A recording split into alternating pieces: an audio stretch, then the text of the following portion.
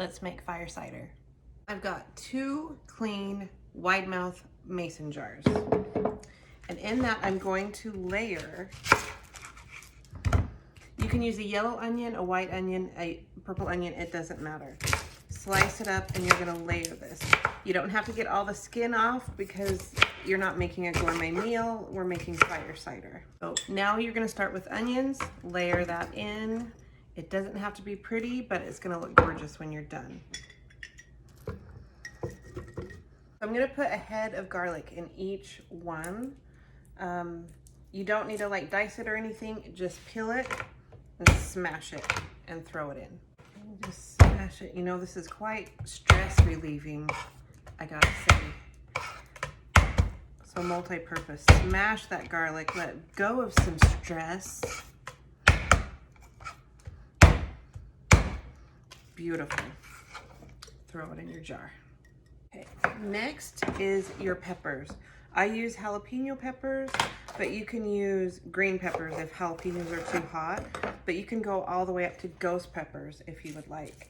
I don't like things as spicy, so I remove most of the seeds, not all, because there's still medicinal properties in the seeds. I do about 2 peppers per jar, but you can use as much or as little as you want. You can add Thai chilies, ghost peppers, whatever you want. I stick with jalapenos.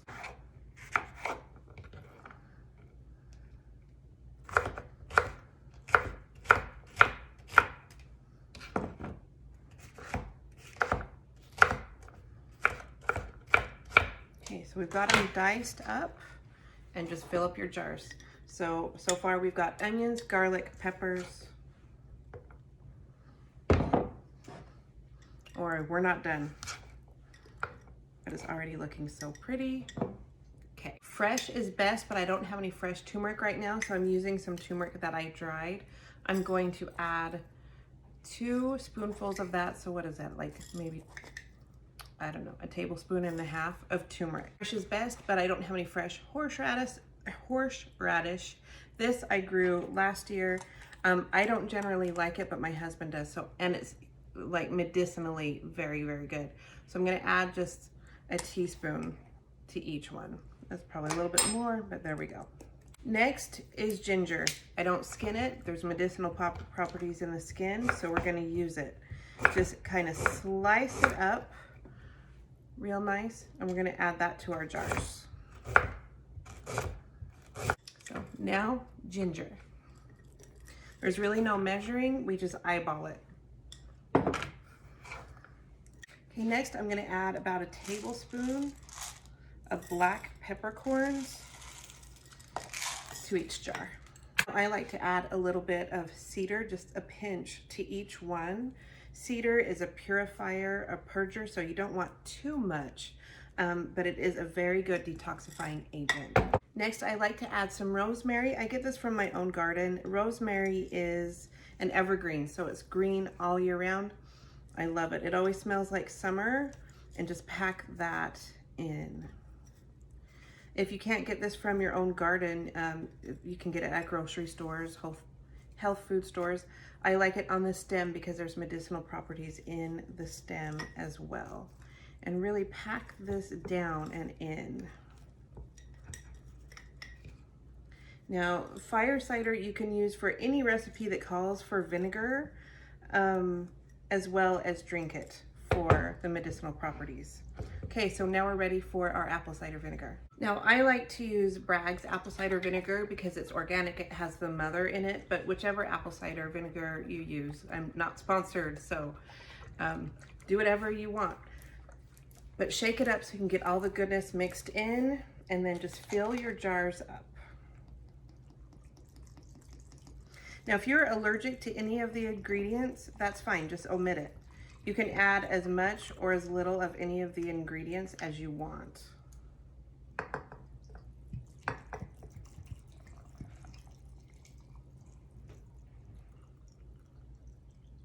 Now, to add to the medicinal properties as well as hold everything down, I like to add lemon slices to the top.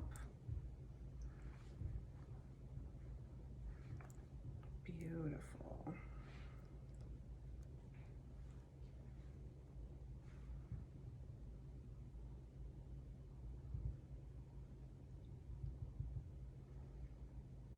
Now I bought these fermenting lid jars off of Amazon and I love them. They're made just for fermenting, so the lids won't rust, so you don't have to worry about that. And it comes with a fermenting cap lock. I'll show you that in just a second. So put those lids on. Make sure they're clean. I sterilize and sanitize everything first because we only want the good bacteria in there to ferment. Make sure it's nice and dry. Put those on top. So you fill your cap lock up with a little bit of water. Put the, I don't know what the technical term for this is, but it allows the gas to escape. So you literally don't have to do anything. Stick these in your jar. It has openings down here so the gas will come up here and then burp out. The water keeps a seal so nothing else can come in, which is important. And then it comes with another little lid you put on to keep like bugs or anything else out.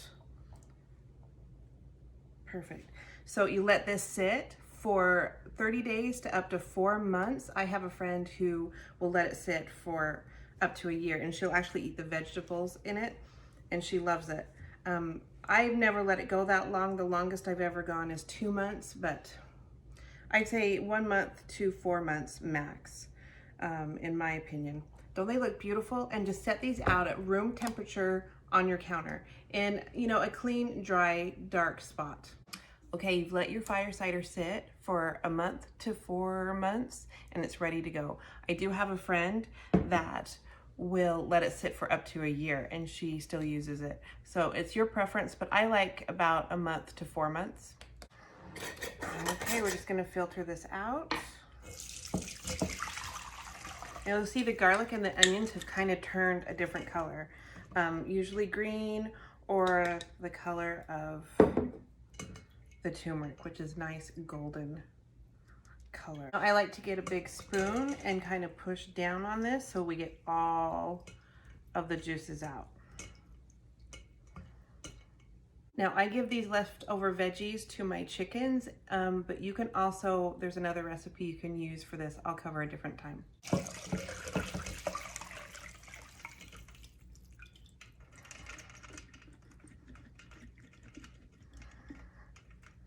Sometimes they really don't want to come out.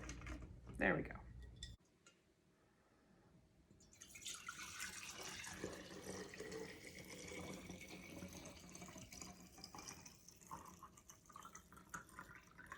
Then add 2 big spoonfuls of local raw honey. And then put a lid on it. And I keep this in my fridge and I cook with it. I'll add it to sauces, but more than that, I'll drink 2 to 4 ounces a day, just in a shot glass.